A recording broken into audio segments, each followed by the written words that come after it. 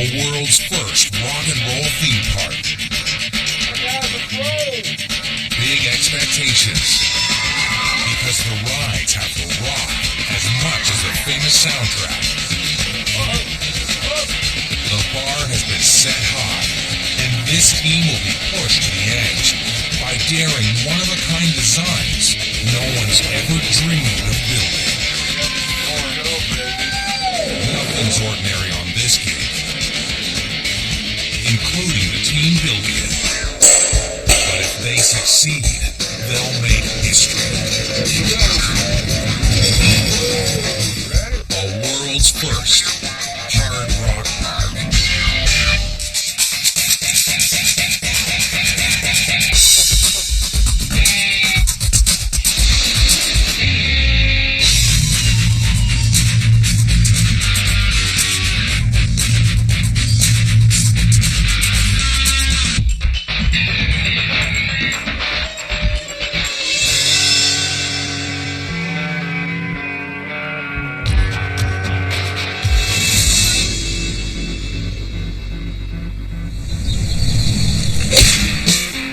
One of the hottest vacation destinations in the U.S., Myrtle Beach, South Carolina. Coming soon, a major new attraction. The first ever rock and roll theme park, Hard Rock Park. The folks who gave the world the Hard Rock Cafe have built 123 restaurants, but never a theme park. Now they have just 1 year to build dozens of rides, restaurants, and theaters. It won't be easy. The construction team is working on shaky ground. The park is in the path of airplanes and possible hurricanes. Add a tight budget and a tighter schedule to the mix. You might ask, what have these guys been smoking?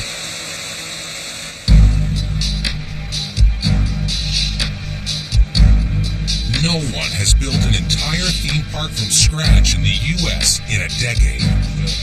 But that's exactly what this man has to do.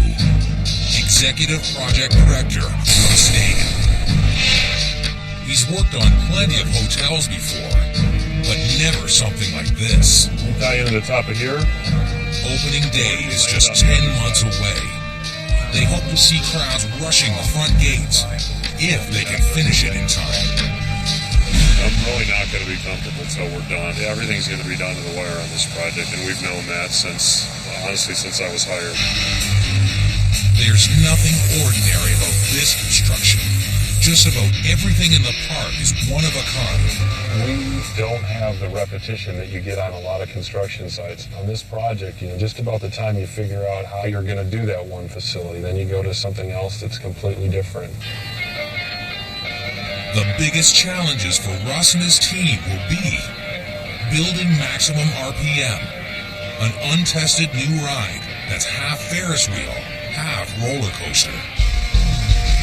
The world's biggest replica Gibson guitar, an icon for the park that will tower over the lagoon. And the park's biggest coaster, Led Zeppelin, the ride. It's fully loaded with tricky curves and loops, designed to twist and turn to a rock and roll anthem.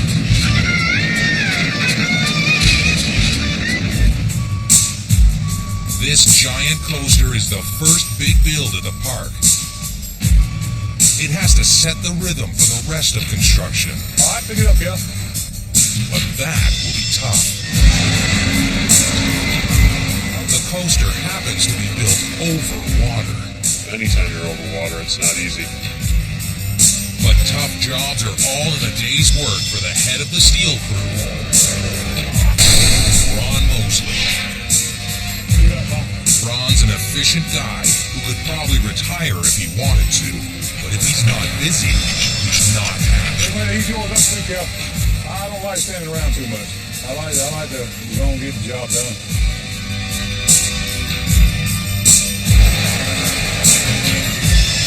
It's early days, and he wants to get his crew moving before the other contractors start crowding the site. This week, his crew will tackle the toughest part of the Led Zeppelin ride, the big loop over the lagoon. Placing curved track high in the air is a huge challenge. But these pieces are even harder to handle because they're twice as heavy as regular coaster tracks. That's because they're filled with sand to keep the noise down. That pier right there's level, so you got to level it this way and this way. It does take a little while. It's got to be right, though.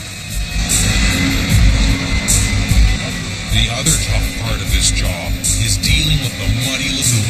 It makes it a little harder. Everybody a little bit slower.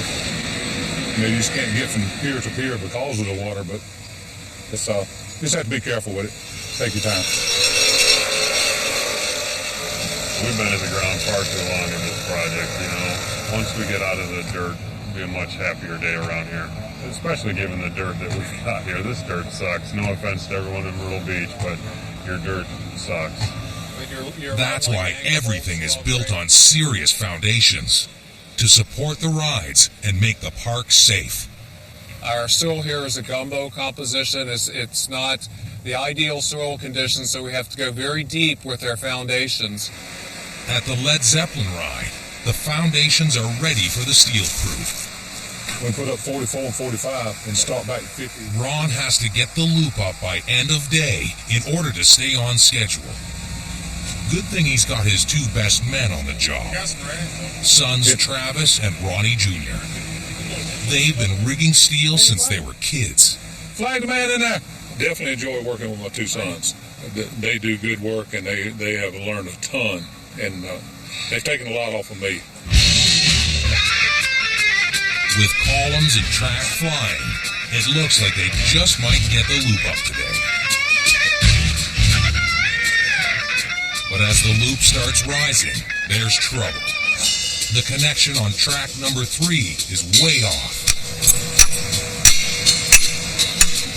It looks like it's twisted pretty right. It's straight over. The golden rule in coaster building: always adjust the column to the track, not the other way around. Forcing the track to fit the column could create a dangerous kink in the track. Ronnie Jr. moves in to take care of business and straighten out that column. We'll check the level on this column. See why we're off right there. Yeah, it needs to go that way. You can crank this one over and get it level.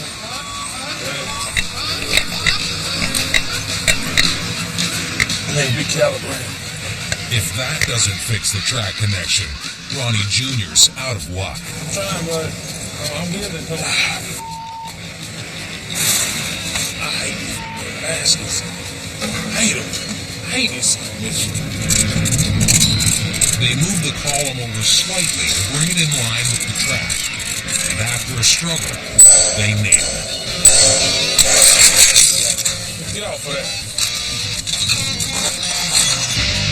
And this is essentially what we consider like the Main Street USA of the park.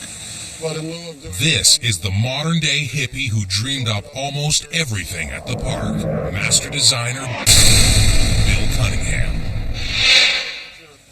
He's worked on theme parks in China and Saudi Arabia, but this park will be his biggest challenge yet. Into the next little town right here is where you would get your first reveal of the big 70-foot guitar sitting up on top of the building across the lake, view over the entire park. Bill's dream is already becoming a disturbing reality.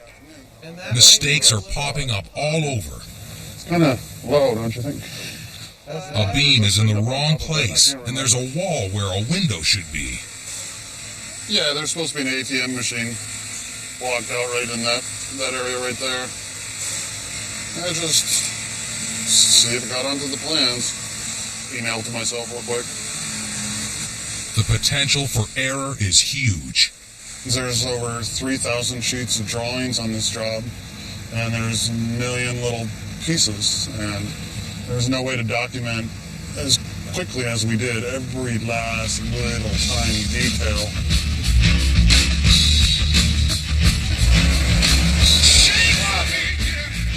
the Led Zeppelin coaster, the heavy metal is getting heavier. Okay, that close.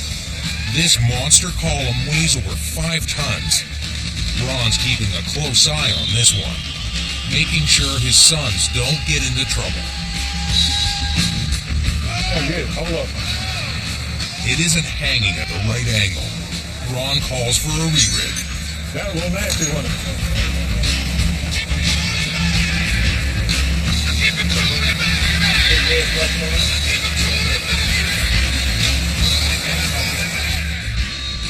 A day later, the loop is finished. But that's just the warm-up act at Hard Rock Park. Ron and his crew have 10 rides to install, and the next one will push everyone to the limit. At this rate, no one's sure if the park will be ready in just 10 months. It's 5 months to opening at Hard Rock Park. Time to pump up the volume at the first theme park built in the U.S. in a decade. 40 different contractors are crawling all over the site and each other. It is getting complicated. Oh yeah, the level of complexity is so everything's under construction, so it's just going from one project to the next.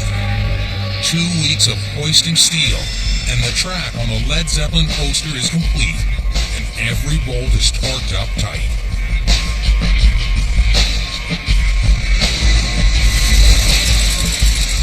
But even with all this activity, the schedule has fallen a month behind, and that's making Executive Project Director Russ Dagan nervous about getting the park ready for the big spring opening. From a schedule standpoint, right now we're where I wish we were about a month ago, to be honest. Some areas have nothing going on. As you can see in here, there's no activity. Progress has been made, but there's no one making any right now. Others have too much, so work needs to be undone. The block guys went a little too high, so we had to come in, chip out, jackhammer out the block that was too high, and we're back to where we should have been about a week ago now. And some areas haven't even started. The obvious question is, why aren't the hardscape guys out here right now? At least Steel Crew boss Ron Mosley is busy. He's got another ride underway, Maximum RPM. But this one won't be easy either. It's a brand new design that's never been built before, using a Ferris wheel to rotate riders up and onto a roller coaster. If anything could blow the park schedule, it's this ride. It's an intriguing design that will be a big draw at the park, if they can get it up and running. I don't know what to expect on the Ferris wheel. We have a plan. Hopefully we can execute to the plan, but it's never been done before. Ron's built 28 coasters in his career, but he's never seen anything like this. The Ferris wheels will definitely be tough. No doubt about it. It's we actually don't know how to put it up yet. Maximum RPM is a revolutionary piece of engineering.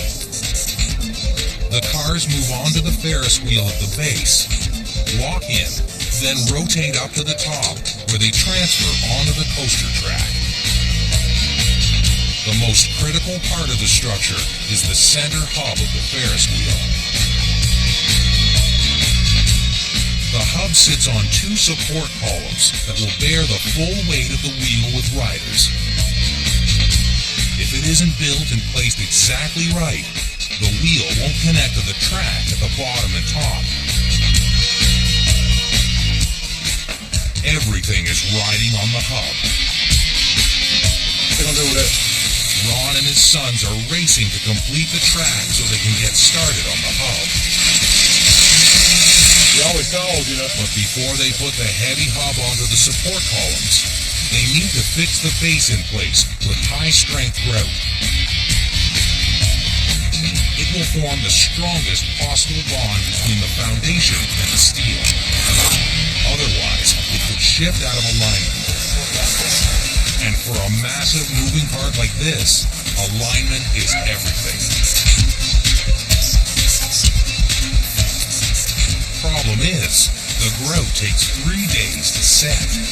They're still working on grouting. Don't know when that'll be finished. It's one of those ones that we can't keep missing days, and if it continues to happen, we're going to have problems. To oversee the build, it's time to bring in expert ride installer, Jim Seymour. We'll bring the shaft over and Jim's been working on complex coasters for 16 years, but this one's new to him. He's meticulous, so he'll be following the plans on paper to the letter. Yep. First, they've got to assemble the hub before setting it onto the A-frame. That means Ron and Jim will have to figure out how to place the solid steel shaft inside the 5-ton hub, locking it exactly on center with 2 collars that act like bolts. this hub is what everything rotates off of. It has to be precise. But if it's not precise, all the 4 mini wheels will not locate properly at the high point. Assembling these precision parts is hard enough without having to do it on a dusty construction site, but Jim's got to make it work. And there's more bad news. Yeah, hi David, this is Jim. I was just checking to see if you had any luck locating any of the wheel shafts for the wheels on the mini wheels. Critical parts for the Ferris wheel have gone missing. If they can't be found soon, the schedule and budget will both take a hit. Ron can't wait any longer. He's got to get the monster hub to site. It's tough enough to maneuver the heavy hub across the entire site. But then, the ground gives way, and Ron's rig goes down in the dirt. The area had been shored up, but not enough to withstand the weight of the hub. Time for Ron's sons to get him out of trouble for a change.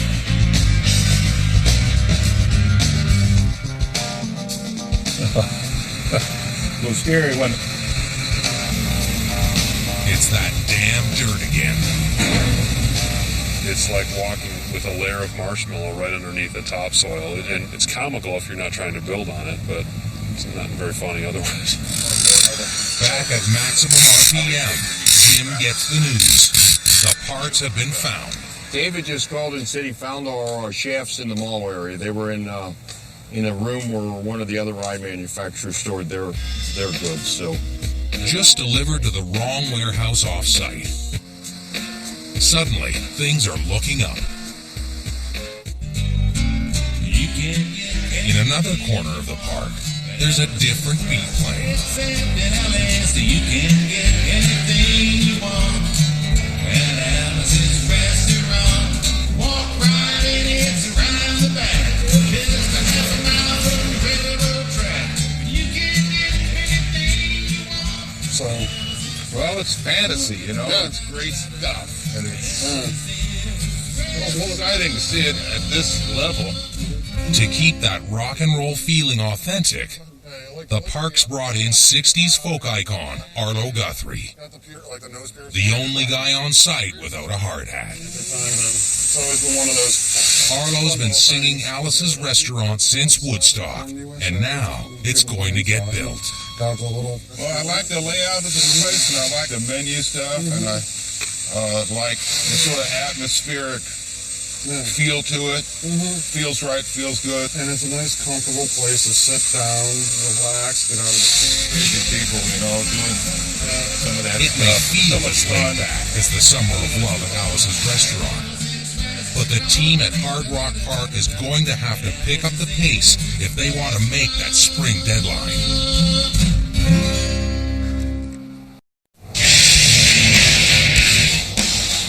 Hard Rock Park is slowly rising above the ground. Steel is up on almost every ride, and concrete is starting to take the place of dirt. No one could be happier than project manager Russ David.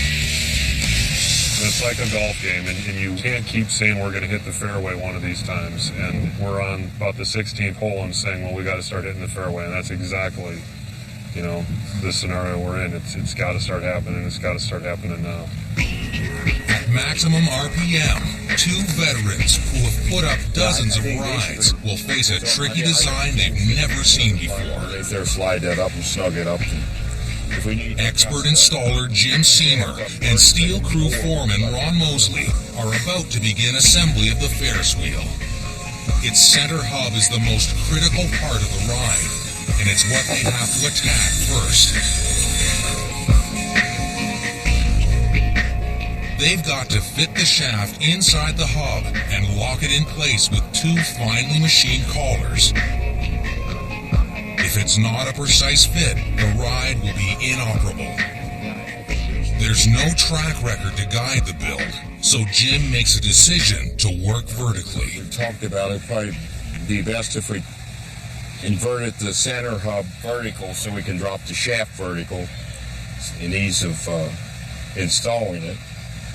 And then from the top, put the B-lock in and slide the B-lock up from the bottom. Make sure the shaft sticks to the center hub the same on both sides and lock it down. But Ron's not so sure that's the best way to go. Maybe on the bottom before we flip it back over. Well, I think Jim wants to stop and analyze, but Ron just wants to get moving. Let's get it turned up. Okay. Once we get it turned up, we'll figure it out.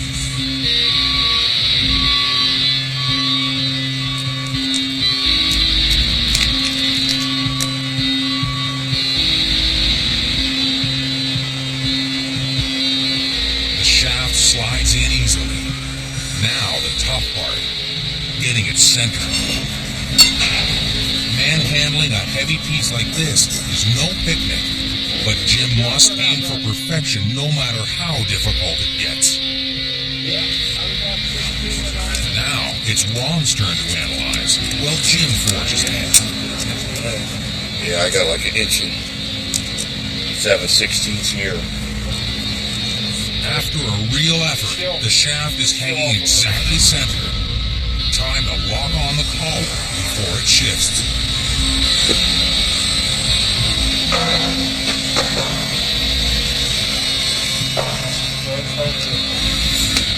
But it doesn't look workable to the steel boss. Just when it couldn't get more awkward, Ron pulls the plug.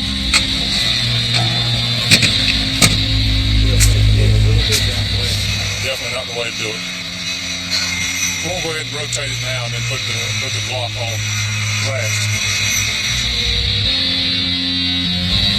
Within minutes, the collar locks on horizontally, and it's mission accomplished. I think we're close. That's a lot easier than doing from underneath. Even after so many years in the business, Jim admits he hasn't seen it all yet. You live and learn, right? The maximum RPM hub is ready to fly.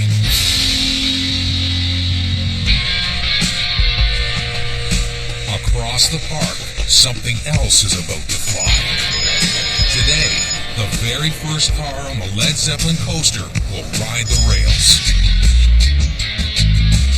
On board, water dummies filled up to simulate adult riders. Today, definitely the pressure's on. We're scheduled to start our drop test at 4 o'clock today.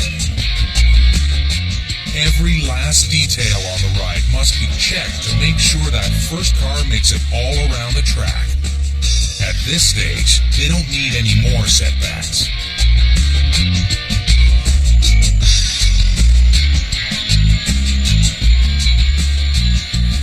Just making sure wheels and everything look good. There's nothing disconnected, nothing looks out of place. Anytime you do a new coaster, whether it be a small coaster or a big coaster, the first time you're riding around is always a pretty big deal. Obviously with a coaster of this size, 155-foot lift hill, it's a pretty big deal. Ready? Yep, I'm ready. Hey, be advised, we're going through. Drop tests can be dangerous, so the perimeter of the ride has to be completely secured. That's correct. For a rare moment on on site, work stops, and everyone holds their breath. Here we go. There we go, baby. Look at the sparkling. This guy jumps in. Here we go, baby.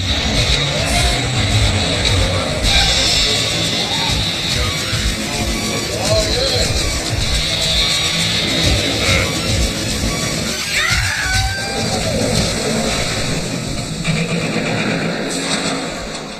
Even Ron is standing still for just a minute to check it out. Look good. It's a beautiful thing. It looked pretty smooth to me, so that's good. That's the main thing. 3 days later, the hub on maximum RPM makes it all the way to its station. While maximum RPM has been an enormous challenge, construction on another ride has been smooth as silk. It's based on one of the all-time classics, Nights in White Satin by the Moody Blues.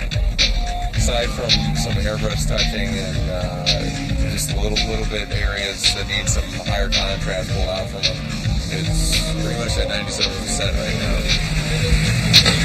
It's one big jam session now, with so much activity happening on site. Magic mushrooms have sprouted, and Lady Liberty is lighting up. Next up, construction of the world's biggest replica Gibson guitar, towering over the lagoon. It's a major monument for the park, but a major headache for this guy. Project manager Brian Wesley. What I'd like to look at is the catch basin. He's got just 2 days to get the guitar up. Brian's the rookie project manager on site. He's only built condos and restaurants, which means building a giant 15-ton guitar should be interesting. Yes, this is what makes it fun. This is not building condos, and every day is a new day.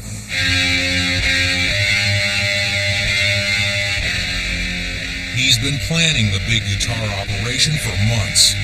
It's a massive steel structure made of 4 parts that need to be hoisted into place, then bolted together.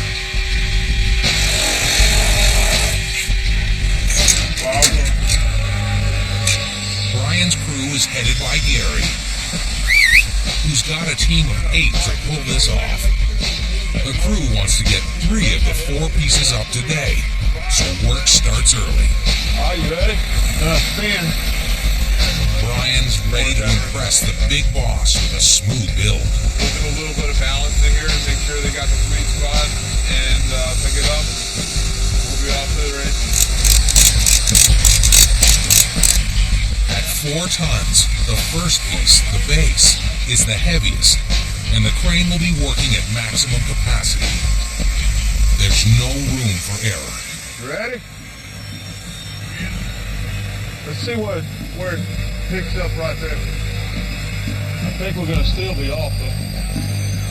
The crane's lifting, but the piece isn't going anywhere. Well, it started to move. I mean, you could hear the trailer moving, but you think it weighs that much? There's been a serious miscalculation. Well, watch it. If you see something holding... If the base of the guitar is too heavy for the crane, the whole operation could be stopped before it even starts.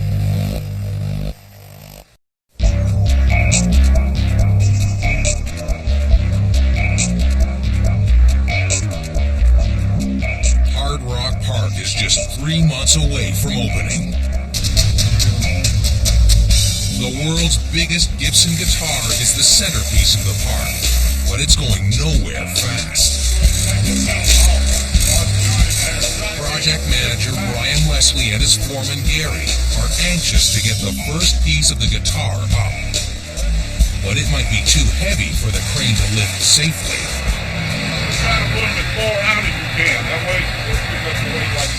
With any prefabricated structure, there's no way to be exactly sure what each piece weighs until it's lifted on site. Normally, the estimated weight is close enough to the actual weight. So it's free. This doesn't look right. Well, you got a heavy piece here. It's on the edge of what the crane can handle and what the crane operator can risk.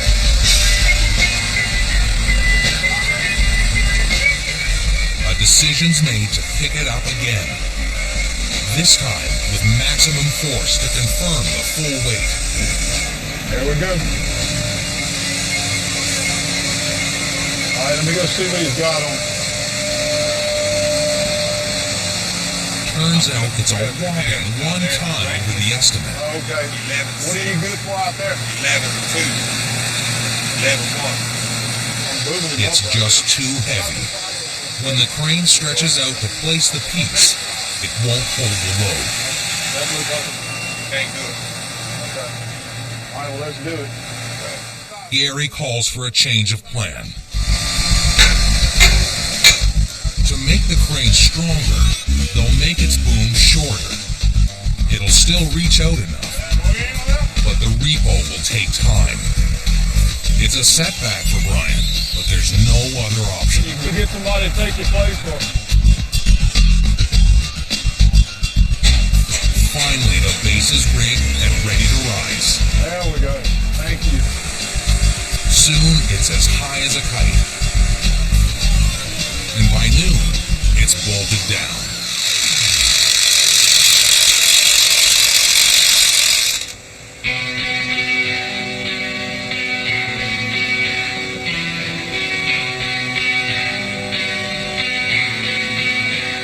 From here, the build only gets tougher. That's because half the crew will now be inside the guitar. They'll be working blind, bolting the next pieces with only Gary's instructions to guide the fit. We're trying to line the stripes up outside a little bit more. A little more. Oh, right there, hold it. Brian's hoping his crew is up to the job. All right, hey, they're saying it looks good. Piece number 2 is a perfect fit. Next up, piece number 3, the upper body of the guitar.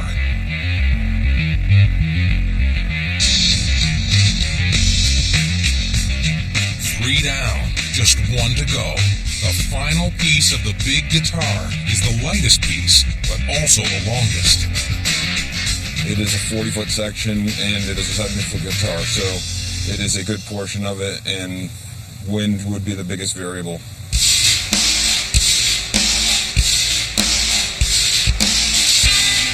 It's the next morning.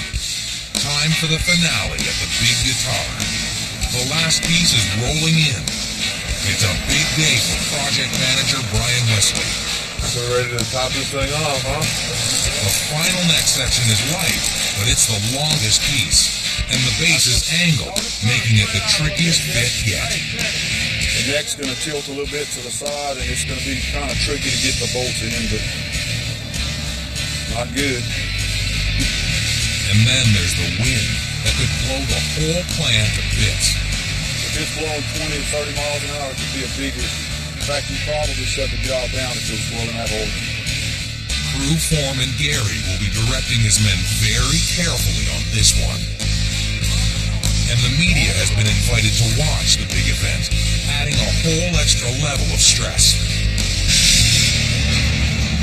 The crew inside the guitar prepares for the final piece. It's an easy pick, but then the unthinkable. That wind's picking up, Dave. The wind starts playing with the piece. You're getting away from center, and it's going to twist. And it gets worse. The crew inside the guitar is suddenly in a dangerous position. Y'all get out of the way in case that thing does swing and doesn't pin one of y'all. And now they're all in for a fight. Tell them to stay clear. Y'all okay in there? The winds have really picked up, though, so we're looking at probably 25-mile-an-hour gusts. Not making life any easier, but she's going to go in. It's nerve-wracking for Brian, who can only wait and watch. As soon as we can get a couple bolts dropped in there, then my blood pressure should go down about 20 points.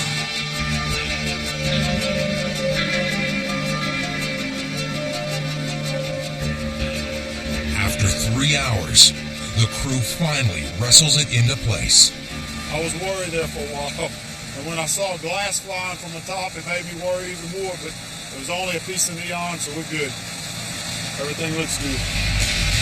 Brian is back on top. Woo! You did it, man. Rock and roll, baby. That was beautiful. The big guitar is in place, and it looks spectacular.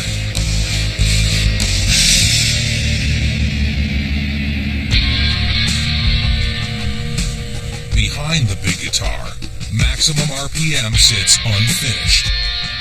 The Ferris wheel's gone up, but there's a problem with the critical alignment between the wheel and the track. The wheel is like a big bike tire, and you know, a bike tire, you play with the spokes in order to get it perfectly aligned. We've got to go play with the spokes a little bit right now. Work is at a standstill, and the team is going to have to pull out all the stops to get this ride ready in time.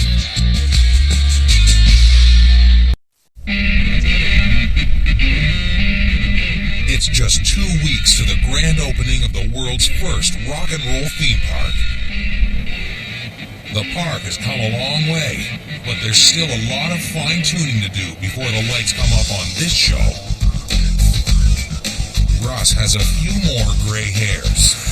You don't have gray hair in your project manager. People, he doesn't know what he's talking about. So, finally, I'm legitimate. Bill has a few less. Put it all up.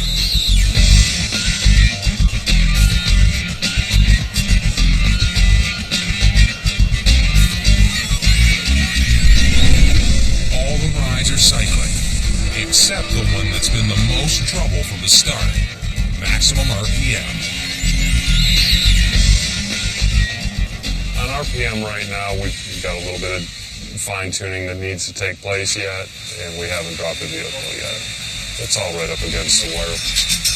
Did everything else fit okay on the catwalk? One of the final tasks for ride expert Jim Seymour and the Steel crew is to install locking mechanisms that keep the cars on the wheel as they ride up to the top of the track.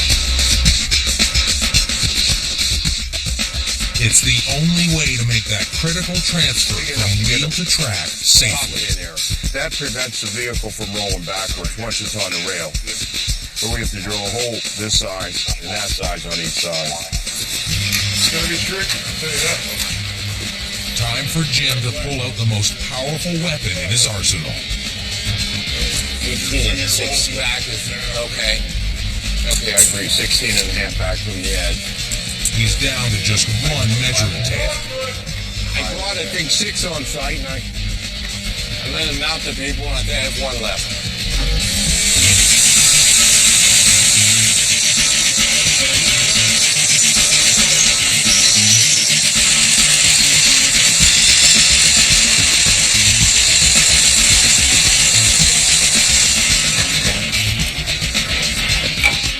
With the locking mechanisms in, they're one step closer to running the cars on the track.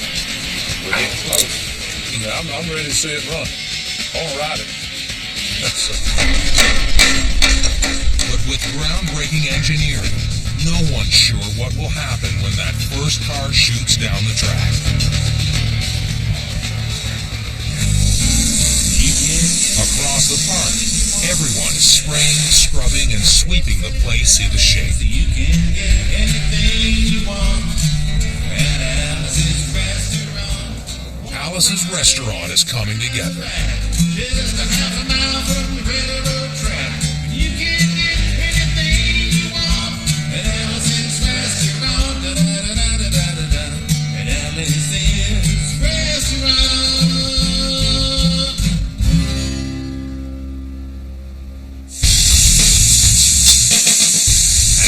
RPM, the moment of truth has arrived.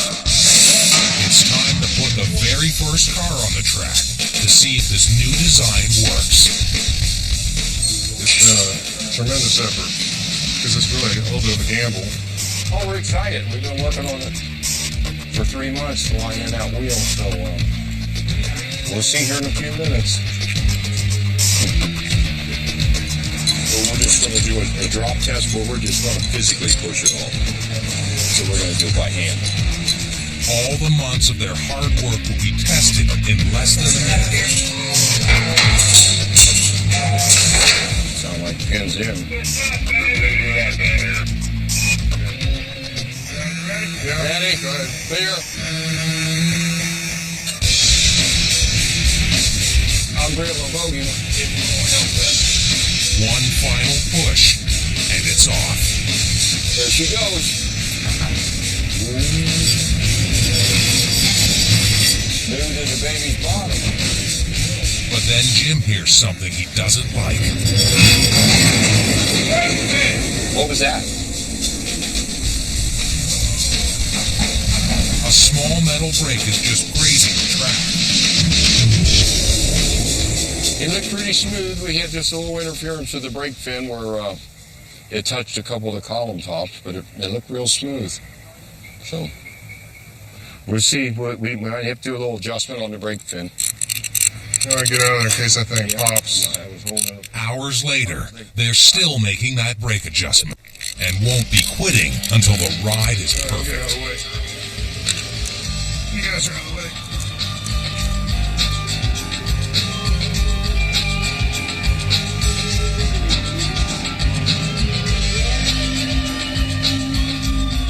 Nobody's working over at the Moody Blues ride.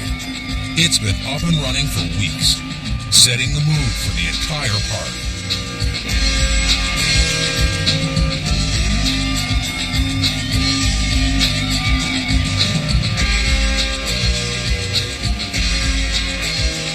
Jim and his crew have to be hardcore to the end. Even in the final hour, there's no limit to their dedication. That's the way sometimes our company is. They don't take the easy jobs. We could just keep building the same ride, make it easy on ourselves. But building the same rides wouldn't have the same payoff.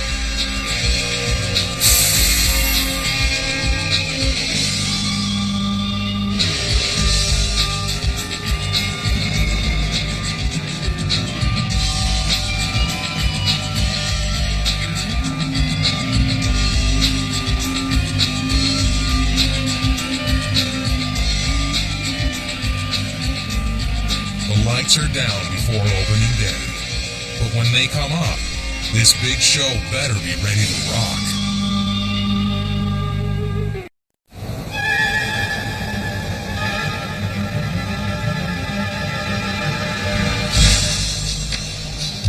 The world's first rock and roll theme park is poised to open. After a year of construction and last-minute finishing touches, its builders can finally sit back and enjoy what they've created. Project manager Brian Wesley's 15-ton guitar is burning bright. He may never go back to building condos. Will I build condos again? Anything's possible. At the same time, would I attack another theme park? I think I would, as crazy as that may sound. Over at maximum RPM, the crew has shaved down the brake fin, and it's time for a second drop test. This one's got to deliver.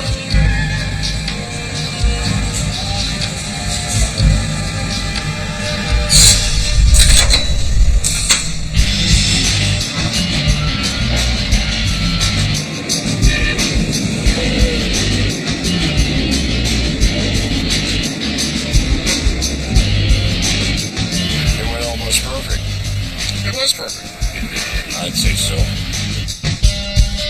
For Jim Seymour and his crew, it's a major triumph. The first successful run of a revolutionary new ride that finally works like a charm. Oh, it feels great now. I mean, this ride is a prototype ride. Nothing's ever been built like this before.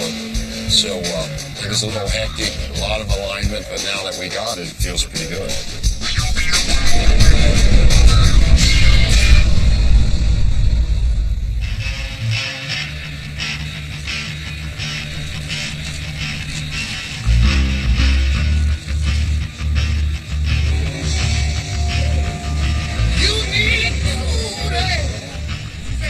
This is the day Russ has been waiting for. Some of the most unconventional structures and rides assembled on a single site are up and running. Hard Rock Park is officially open.